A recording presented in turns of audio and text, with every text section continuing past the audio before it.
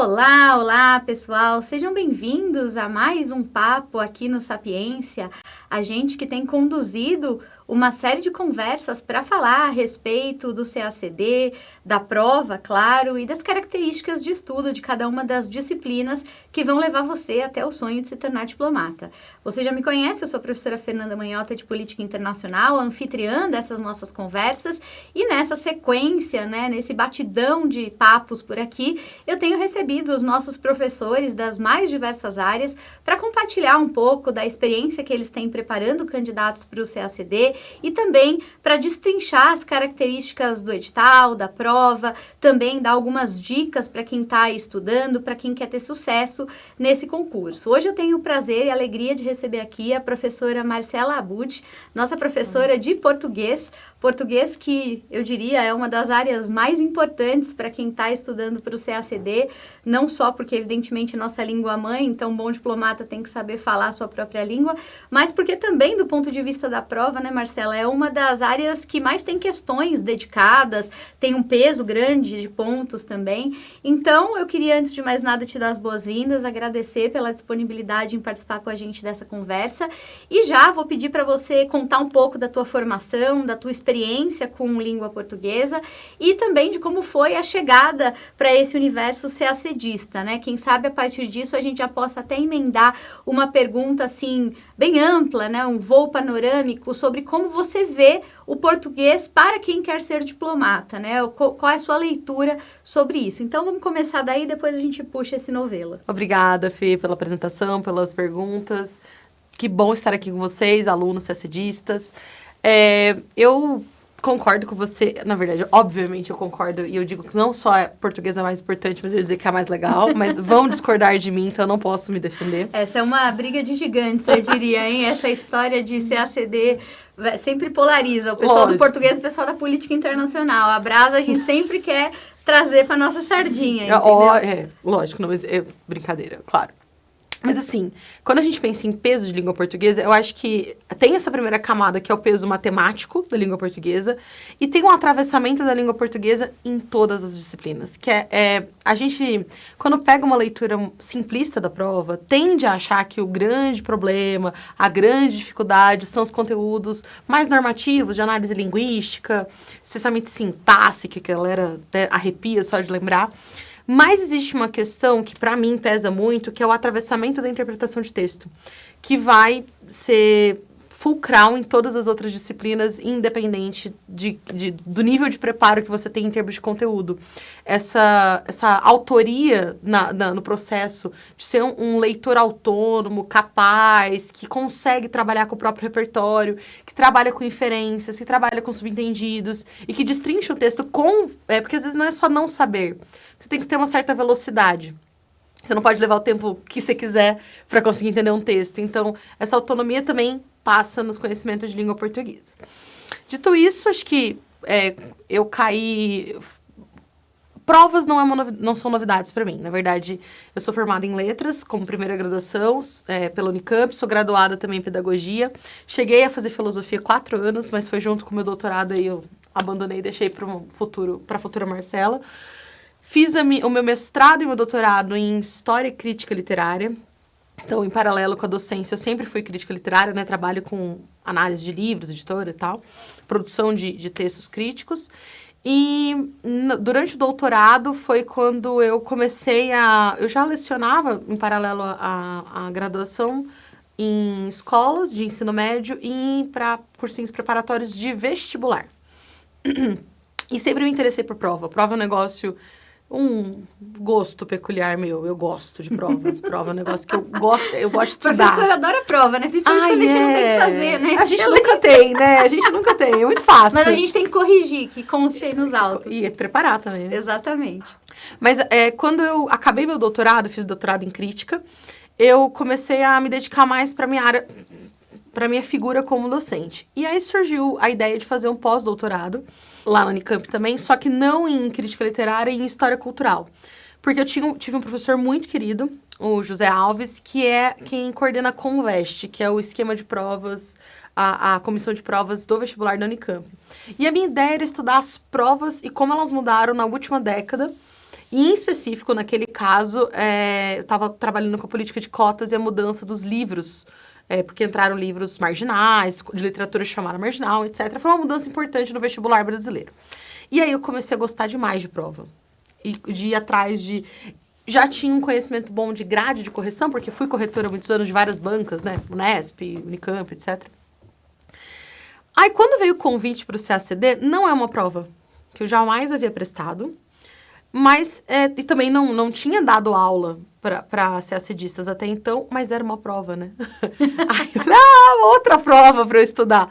E eu falei, eu vou colocar isso na minha pesquisa, já ganho, na verdade, repertório de pesquisa, como pesquisadora e como professora. Inclusive, ainda estou no pós-doc, né? Ainda produzo pesquisa. E foi assim que eu entrei nesse universo. Aí peguei e fiz aquele processo clássico, né? Das 10 últimas provas e resolvi todas, assim. No momento de loucura, insanidade numa madrugada, assim. Bem legal. E fez uma devassa nas provas de português do CACD. Acho que todo mundo que nunca trabalhou com uma prova e começa a trabalhar tem esse momento que é bem insano mesmo, assim. Você fica... Eu preciso ver tudo, eu preciso saber tudo, eu preciso estudar tudo. E ela tem a fama, né? De ser a prova mais difícil de língua portuguesa. E foi muito legal fazer e perceber que, às vezes, a gente tem um olhar muito distanciado. A galera tá muito longe do ensino médio quando faz essas provas. Por mais jovem que seja quem esteja prestando, ainda tá longe. E aí esquece, cara, que às vezes você passou numa USP e tem umas questões do vestibular da USP que são muito, muito mais capciosas. Então, eu acho que eu gosto de começar sempre falando assim, de desconstruir esse medo. Nossa, não, a prova que é possível, é factível, sabe?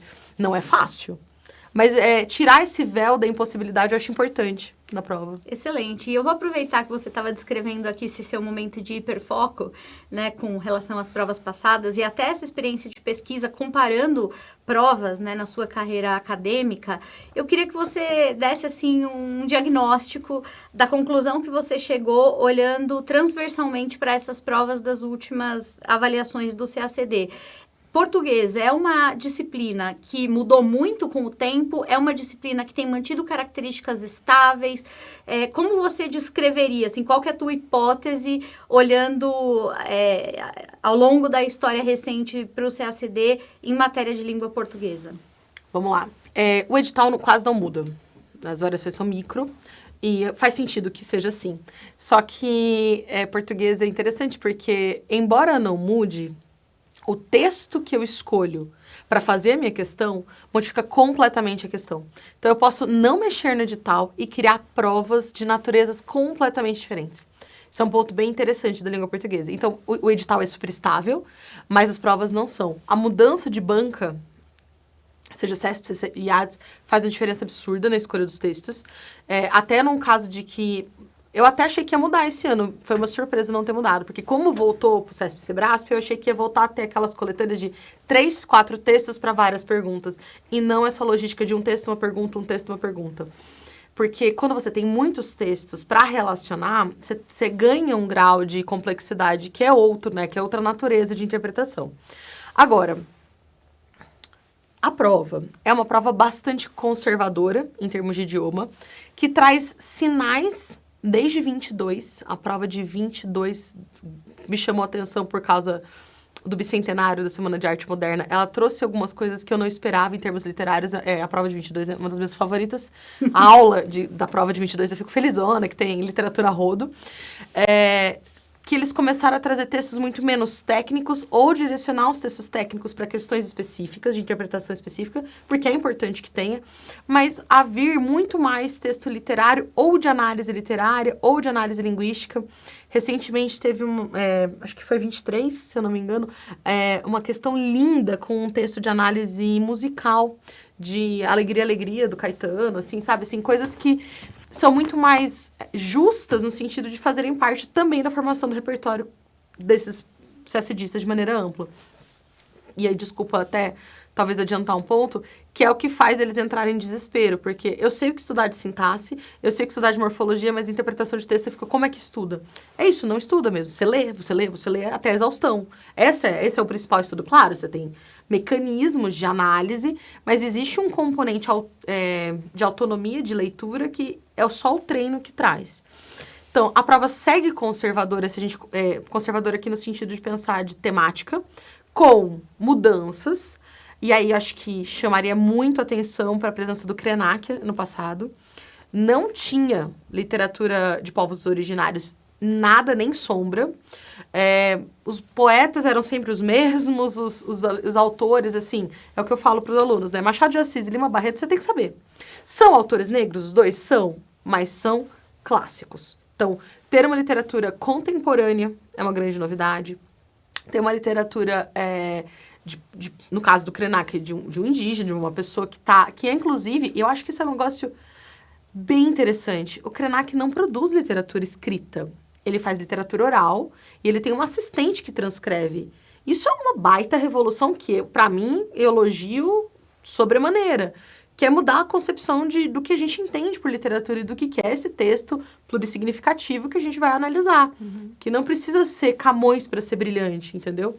Eu gosto muito. Houve nessa questão, eu acho que até porque a prova não está acostumada, houve aí um quiprocó, né, com a questão do neologismo e tal, teve um erro nessa questão. E eu considero uma outra alternativa que eu entendo verem como correta, mas como bastante complicada, porque falava lá de uma figura de linguagem, sendo que na concepção de um povo da floresta não é, entendeu? Porque a gente não pode olhar com os nossos olhos de forma etnocêntrica, assim, pro produto que está sendo criado ali.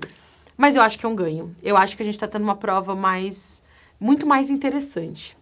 Embora eu acho os textos sempre muito bem selecionados, assim, sabe? Mesmo quando eles são mais parecidos entre si, mais autores europeus, brancos, produzindo, são textos bem selecionados. E, por exemplo, eles escolhem... Lima Barreto nunca vem o óbvio, sabe? Vem umas passagens, assim, que eu fico super feliz. Eu adoro. Ela se anima, né? Ela vai ficando assim, empolgada. Sim. Mas eu achei interessante isso que você trouxe, dessa comparação. E aí você disse, bom, tem uma parte que digamos, mais previsível, que tem a ver com morfologia, sintaxe. Tem uma parte que é resultado de um repertório quase individualmente produzido a partir, né, da trajetória desse estudante. Pensando nessa primeira parte, a parte que é talvez assim mais mecânica, né, da morfologia da sintaxe, o que você destacaria como sendo os elementos que no CACD são mais recorrentes? O que faz parte desse edital como um ponto de alerta, assim, para esse candidato que está chegando agora e diga, putz, que cara vai ter essa prova, né, desse ponto de vista? Eu acho que a morfologia quase não cai isoladamente. Só que eu não entendo sintaxe, entender morfologia. Então, ela é um pré-requisito. Por isso que eu até, inclusive, nas aulas eu chamo já de morfossintaxe, porque uma vai estar tão entremeada a outra. Eu acho que o que não dá, a gente não... É horrível, tá? Porque trabalha com traumas sinceros das pessoas. Eu falo a palavra assim em aula, eu já falo desculpa, que é período composto por subordinação, por exemplo. Vocês lembram das orações subordinadas que todo mundo detesta? Eu sei. É que assim, se você consegue fazer análise sintática, e aí fazer análise sintática do período simples para levar para o período composto, você faz uma coisa que é destrinchar a estrutura do texto. Isso não é autônomo, isso está a serviço da interpretação, né? Eu sempre falo que a semântica, a pragmática, elas colocam de joelho a sintaxe. Só que isso é uma coisa que eu consigo adquirir, é um olhar importante de ter sobre o texto, saber fazer análise sintática. Isso é estável, necessário e pré-requisito. Por quê? Eu acho que o que eu acho a coisa mais difícil que tem na prova de língua portuguesa. Acho que, claro, o que é difícil e o que é fácil varia do aluno, né? Mas, em termos gerais, questões que são um trecho do livro, do texto de base, reescrito, para você avaliar se a reescritura conseguiu ou não manter a correção. E aí é uma vírgula, aí é uma inversão de ordem, é um sujeito pós-posto, é um termo que não é um sinônimo contextual perfeito. E esses pequenos detalhes, você só sabe se aquela vírgula pode ou não estar ali, se aquele sujeito pode ou não ser invertido, se você tiver leitura de sintaxe. Então, isso é um mínimo, sabe? E acho que outra coisa que dá para o aluno saber que ele tem que saber são o que é, quando a gente estuda outros idiomas, os falsos cognatos. A gente tem falsos cognatos em português, coisas que parecem ser uma coisa e que não são, ou palavras que são muito próximas. Exemplos clássicos, à medida que, na medida em que.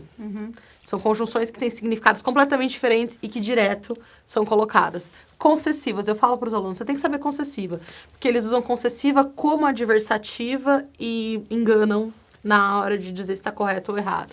Figura de linguagem. Figura de linguagem você não anda, não sai do lugar se não souber as básicas. As de som já não caem tanto, mas figura de sintaxe, figura de palavra, não tem como. Se não souber identificar bem metáfora, metonímia, ironia, não anda. Já como diplomata também não vai dar certo. Não vai. É bom saber essas daí. Na verdade, tudo aquilo que em língua portuguesa você tem que saber, você vai seguir sabendo. O ideal é que saiba. Até pra ser legal com as pessoas, né? Entender? Uma ironia é sempre muito bem-vinda. Agora, me diz uma coisa, até porque a gente estava falando dessa característica conservadora, ainda que com alguns ajustes ao longo dos anos. Ter um bom resultado nas provas do CACD, sobretudo na parte dissertativa, né? Quando o aluno ali vai colocar, de fato, o seu vocabulário em uso. Escrever difícil é sinônimo de ir bem na prova? Nossa, não. Inclusive, é uma ilusão até fofa. Quase fofo de tão ingênuo isso, né? E eu acho que é um negócio, assim, que vem de um... Eu não culpo nem a educação feita na vida adulta. Eu acho que é um trauma do ensino fundamental, assim, porque isso sobe pra mim desde o ensino médio, não é uma coisa que eu vejo agora. Eu vejo alunos do ensino médio tentando decorar Destarte para colocar na conclusão, mas não faz ideia do que seja uma oração conclusiva, assim. Então, acho que, assim, a única coisa que um texto com palavras muito rebuscadas e sem coerência, porque pode ser que seja o estilo do autor, e ele saiba usar aquele estilo dentro de determinado contexto, maravilhoso.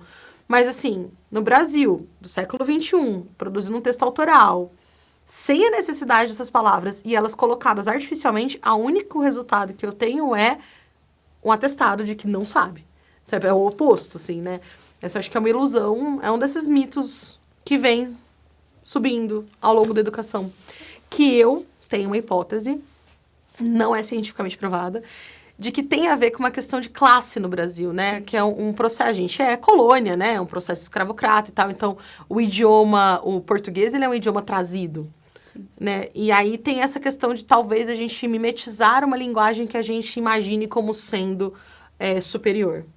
Culturalmente falando, né? Um fenômeno cultural. A minha pergunta tem a ver até com isso, porque parte dessa ideia de transformação da própria carreira, do Itamaraty como instituição, passa por esse lugar de democratizar o acesso também, né? Havia, durante muito tempo, essa leitura de que pertencer à classe diplomática era, de alguma forma, uma herança das famílias quatrocentonas e que, portanto, se você não tem uma certa origem, se você não circula em determinado meio, se você não adota uma determinada linguagem, aquilo não seria para você. E a gente faz muito esse trabalho aqui no Sapiência de... enfim, desconstruir, né, esses mitos. Então, eu fiz a pergunta também de propósito, porque é isso, a gente tem notado que não é necessariamente um gênio da lâmpada quem passa no concurso, assim como não é quem fala com uma linguagem do século XVII, né, quer dizer, não é sobre isso essa prova. E até sabendo que, para quem está olhando agora para o concurso em termos, assim, objetivos das fases desse concurso, como é que português aparece na avaliação, né? A gente tem uma prova que em algum momento foi distribuída em 3 fases, agora mais recentemente foi condensada em 2 fases. Em algumas disciplinas, como a gente tem conversado aqui com os professores, as áreas de cada um, né, de cada um deles, algumas vezes aparecem nas 2, tanto na fase de múltipla escolha, né, de verdadeiro e falso, quanto na parte discursiva, em alguns casos não. E queria te ouvir um pouco sobre isso, assim, assumindo que, de novo, a gente pode ter um público novo que está chegando agora e que, bom, já entendeu que português é muito importante, que vai ter que abraçar uma série de frentes, né, que compõem o estudo dessa área, mas na hora de ser cobrado em relação a isso, que cara que vai ter na prova? É muito curioso, né, porque tem uma casta de alunos que são os esquisitos, que tem muito mais facilidade com a prova discursiva do que com a múltipla escolha. Essa sou eu, né? Eu, pessoa ansiosa, é certo ou errado? Não sei, não quero saber. Indeciso, né? Eu sofro, claro. Pode ser certo, pode ser errado, depende. Porque a discursiva eu não tenho essa pressão, eu só vou lá e produzo, né? Eu tenho essa característica, eu sei que, sei lá, 15% dos meus alunos são dessa casta, entendo vocês, tá? Mas, em geral, os não esquisitos vão achar a primeira fase mais acessível, fácil, acho que é uma forte para dizer, né? Mais acessível, porque ela mobiliza um conhecimento de análise e não de produção. Se a gente pensar a língua portuguesa aqui em 3 grandes níveis. O primeiro nível é a decodificação. Eu reconheço o idioma. Qualquer pessoa que conheça o alfabeto consegue decodificar, né? Pode fazer pronúncias erradas, mas eu decodifico. Num segundo nível, que seria o de compreensão e interpretação, na verdade seria o segundo, né? O terceiro seria a compreensão e o quarto a produção. Compreensão de texto é tudo aquilo que está posto. O terceiro nível é o que está pressuposto, que eu consigo inferir. E aí, acima disso tudo está a produção, que é mobilizar aquele conhecimento em prol de um desejo meu, para transformar numa linguagem estruturada, uma comunicação estruturada, que é um texto, e inteligível para quem estiver lendo. Então, é um grau acima em termos de habilidade, pensando em competência leitora. Uhum. Não necessariamente é um grau acima em termos de conteúdo. Uhum. E aí que é acho que um grande sofrimento, porque se você olha para a segunda fase, o que muda em termos de conteúdo é ínfimo. É você saber o que é um texto argumentativo. Agora, se você olhar em termos de habilidade, é um abismo de coisas que você tem que conseguir produzir. E não é só produzir um texto.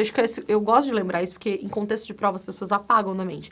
É produzir em determinado tempo, em determinada condição de produção, dentro de um espaço limitado, né? Porque até o espaço é uma coisa que a gente tem que aprender a usar na segunda fase. A quantidade de linhas, né? É pré-definida.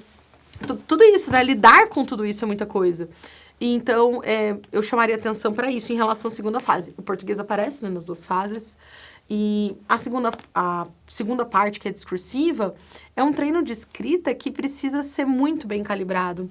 E que demanda um fôlego, que tanto que quando eu dou o curso que é voltado para a primeira fase, eu já aviso, mas já vai treinando.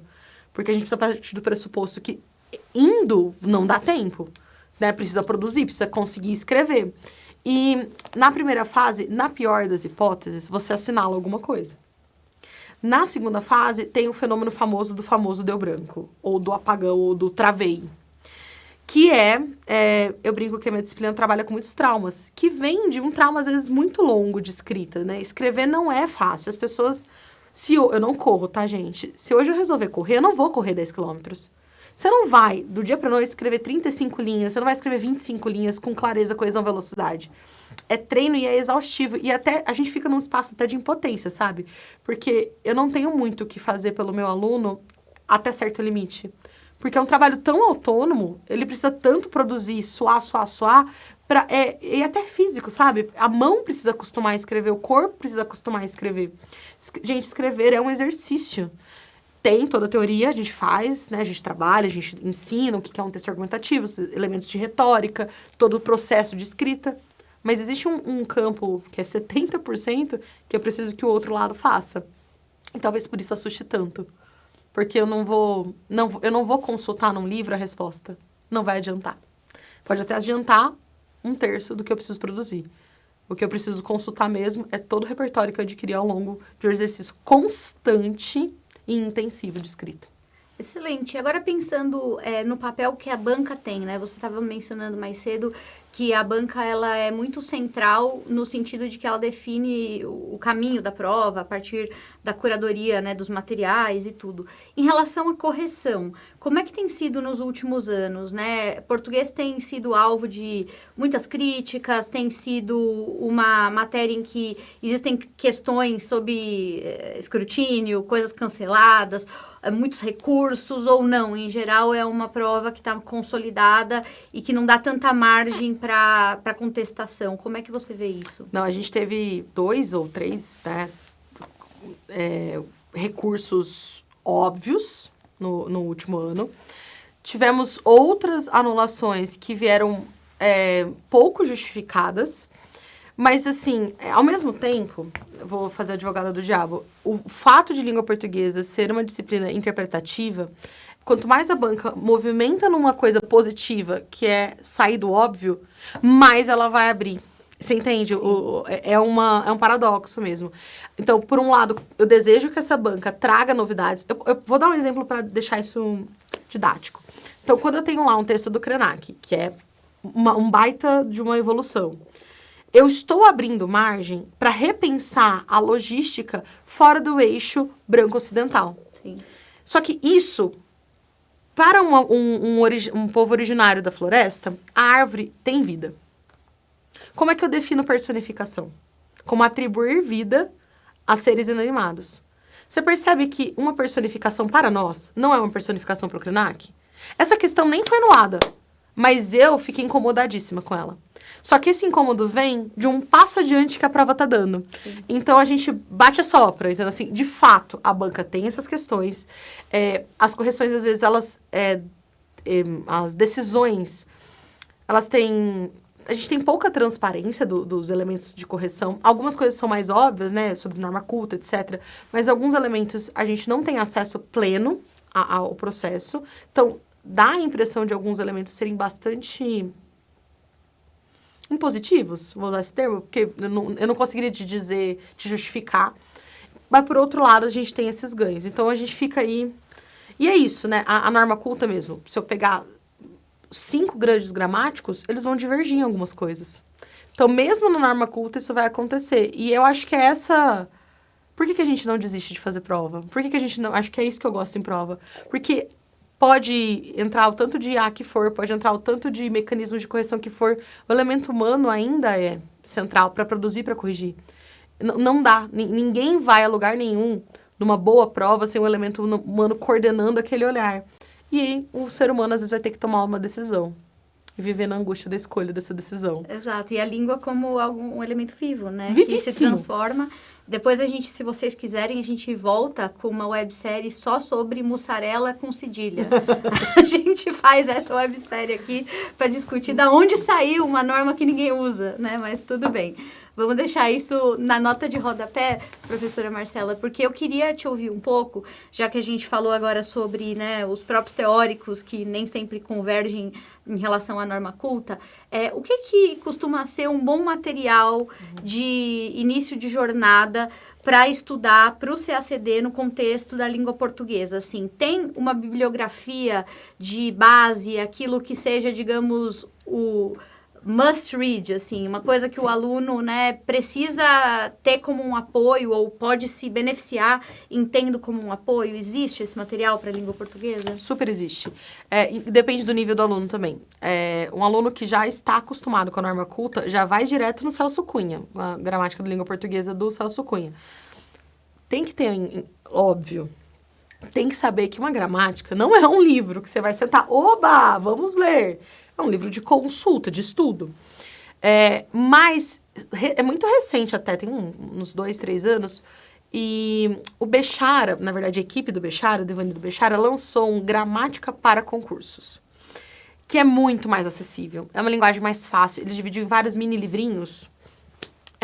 Aí tem para interpretação, para sintaxe, para palavras, etc. Ele foi compilando, tem uma linguagem acessível, pode ser um primeiro passo para aquele aluno que não está tão confortável.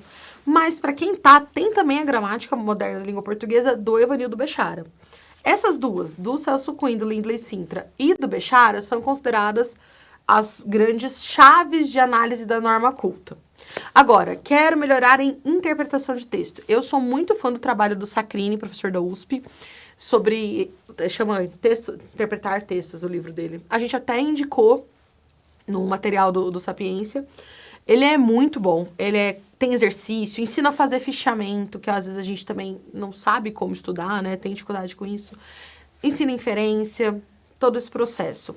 Agora, para a segunda fase, Fiorin, maravilhoso, e a Ingdor Coach Vilaça, maravilhosa, que vão trabalhar com coesão, coerência, conectivos. O próprio Fiorin tem um texto maravilhoso, um livro excelente sobre argumentação, que é o grande tipo textual da nossa prova. E se que você quiser ser mais ousado, a gente pode ir para discussões de texto mesmo. Tem o Bagno, que produz coisas maravilhosas. A gente pode trabalhar com análise do discurso, Ciro Pocente, New Orleans. Tem muita coisa muito boa. O Brasil produz muito bem. A linguística brasileira, ela é uma área muito bem desenvolvida. E eu sempre digo na primeira aula, e literatura, tá? Não é só ler gramática. Tem que ir para literatura. Cada vez mais a gente precisa ter letramento literário, assim, precisa conseguir lidar com o texto literário. E eu digo a ele sempre, sabe aquilo que te dá mais ansiedade? Vi uma poesia, já fico, eu não sei analisar poema. Vi um texto muito longo, não gosto. É um texto do século XIX. É esse que você tem que ler. Quanto mais ele te causa mal-estar, mais você precisa lidar com ele, até esse mal-estar se dissolver. Excelente. E já pegando, então, o gancho nessa fala, eu queria te pedir um conjunto de conselhos, né, para o nosso estudante, para o nosso CACDista. O que fazer, né, então, quais são dicas de estudo nesse caminho que são úteis? Essa já é uma delas, né, aproveitando, então, o ensejo. E também dicas do que não fazer, o que é, assim, um erro no processo, uma falha no caminho, alguma coisa que não surte o efeito esperado, que com a experiência dá para dizer que poupe seu tempo, não vá por esse lugar. Tá, vamos lá. Em primeiro lugar, descubra a melhor forma de você lidar com o texto escrito. Existem milhões de metodologias de fichamento. Pode ser que você escreva no livro, pode ser que você produza uma ficha efetivamente, pode ser que você coloque 35 post-it colorido, pode ser que você faça uma parede com as referências. É muito individual. Existem modos de fazer. Mas a leitura, pura e simples, sem o fichamento, ela não nos conduz a um aprendizado efetivo. Eu chamo de fichamento o que você pode fazer de outras naturezas.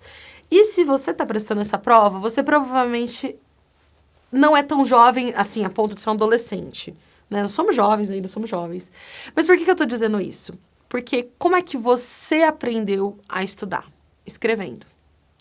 E aí, o que vocês gostam muito de fazer? Usar o computador às vezes, não é mesmo, meus queridos? Só que, assim, pesquisa, professor, sala de aula, todo mundo já sabe que um processo mnemônico de memorização passa pela escrita cursiva. A mãozinha precisa trabalhar. Então, não acha que só se você digitar o seu fichamento vai dar tudo certo, porque existe um processo mnemônico importante em escrever, você escrever.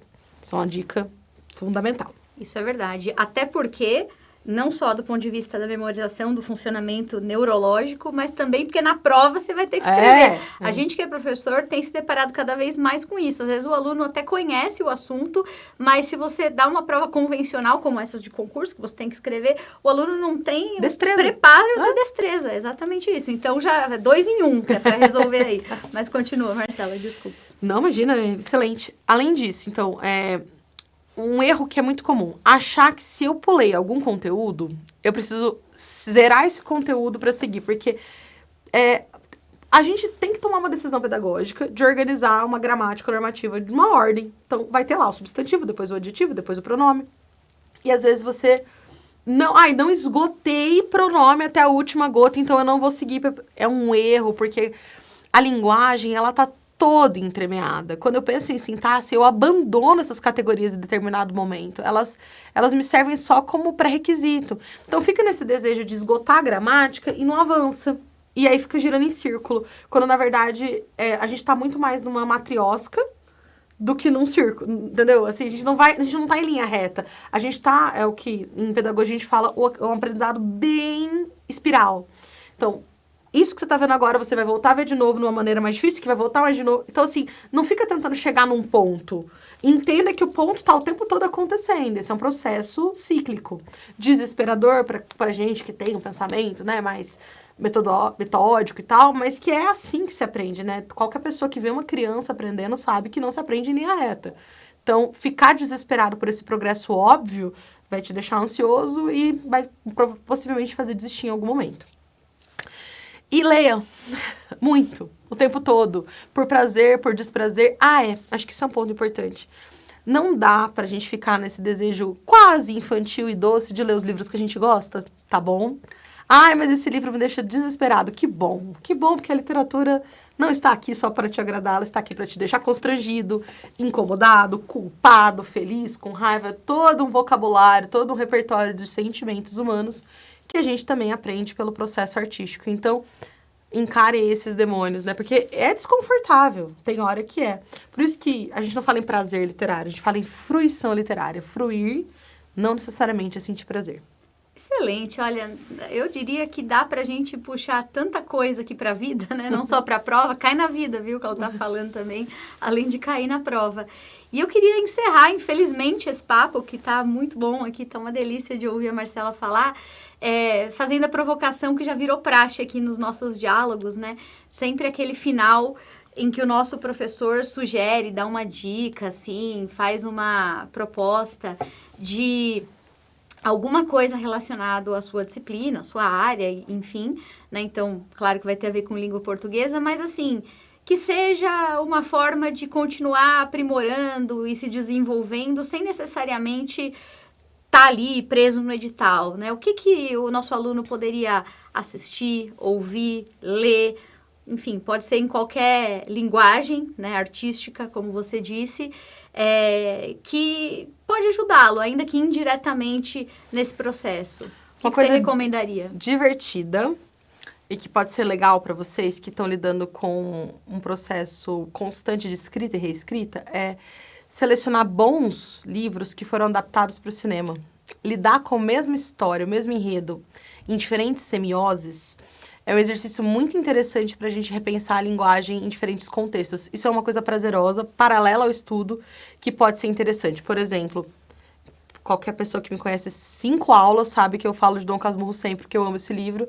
A série da Capitu, que foi lançada recentemente. Ou Ariano Suassuna vai assistir o Alta Compadecida 1 e 2. Ou Ensaio sobre a Cegueira e o filme sobre o Ensaio sobre a Cegueira. E existem milhões de referências que eu posso fazer aqui. Mas adaptações em outra linguagem, elas exigem da gente, né, quando a gente tem um acesso anterior, lidar com com vários mecanismos de leituras diferentes e de pensar o que é considerar uma adaptação. Então vai ter adaptações que sejam quase na íntegra e outras que vão ser muito repensadas. Esse processo intertextual, além de te dar repertório, te dá sensibilidade. E em vários momentos na prova, você vai ter que ter sensibilidade de ver um texto repensado em outra situação e decidir se a coerência se manteve ou não. Acho que pode ser uma boa ideia. Excelente. Olha, saiu melhor que encomenda essa conversa aqui com a professora Marcela Abud. Marcela, muito obrigada pela sua participação. Vou te deixar se despedir do nosso público e já volto com um monte de recado paroquial. Então, Marcela, fica à vontade. CECEDistas, queridas alunas, queridos alunos, acho que o processo de estudo ele nunca é muito gostoso porque ele é um esforço que a gente trabalha com a hipótese, né? E a hipótese ela é sempre mais dolorida do que qualquer certeza, por mais negativa que ela seja. Mas o meu convite é você fazer uma aposta na hipótese, porque existe uma coisa muito interessante em não saber. E se você esperar para ser feliz quando o seu resultado chegar, você vai perder todo o processo que pode ser muito delicioso de aprender alguma coisa também. Boa sorte, boa prova. Excelente, olha só. Ela estava citando aqui, né, o Ariano Suassuna. Eu até lembrei agora de um outro clássico do cinema, que é a Lisbela e o Prisioneiro. Ah, sim. Eu adoro, é maravilhoso. Eu adoro uma cena em que os personagens estão conversando e aí um olha pro outro e diz assim: não, mas se eu te contar o final, a graça toda acaba. E ela responde: não, o legal não é saber o que acontece, mas como acontece. Tem tudo a ver com o que ela acabou de dizer, e é muito nisso que a gente acredita aqui nesse processo, né, de dedicação, de uma maratona, que é se qualificar para o CACD e, mais do que isso, traçar um caminho que vai te levar para um lugar, né, profissional, não só profissional, mas de transformação do mundo, que é a carreira diplomática. Então, eu vou renovar o convite para você que não assistiu às nossas conversas anteriores. Essa é uma conversa dentro de uma série com todos os nossos professores das mais variadas áreas aqui que fazem parte, claro, do concurso. A gente também tem um conjunto de webséries, na verdade, né? Eu ia dizer uma série de webséries, mas perto de uma professora de português eu ia ser recriminada. Não ia, não. Então, um conjunto de webséries que estão disponíveis para vocês. A gente tem lá tanto diálogos com diplomatas de carreira, com grandes figuras, né, que representaram o Brasil ao longo desse processo nas chancelarias, conversas sobre mulheres na diplomacia, uma série de conteúdos que têm sido produzidos no sentido de discutir atualidades. Então, se você ainda não explorou as nossas playlists, fique absolutamente à vontade, além de também conhecer a nossa revista e todos os materiais que a gente tem produzido, que são acessíveis, gratuitos e ajudam você nesse processo de se familiarizar, de conhecer mais um pouco sobre a prova, sobre a carreira, sobre a vida do diplomata. Eu vou ficando por aqui, agradeço você pela sua audiência, espero te reencontrar em breve. Marcela, nossa professora querida, está nos nossos cursos, se você quer ter aula com ela, então basta você, enfim, falar com a nossa equipe que você vai ser orientado sobre quando as próximas turmas estão abertas. É isso, pessoal, muito obrigada, até a próxima, tchau, tchau.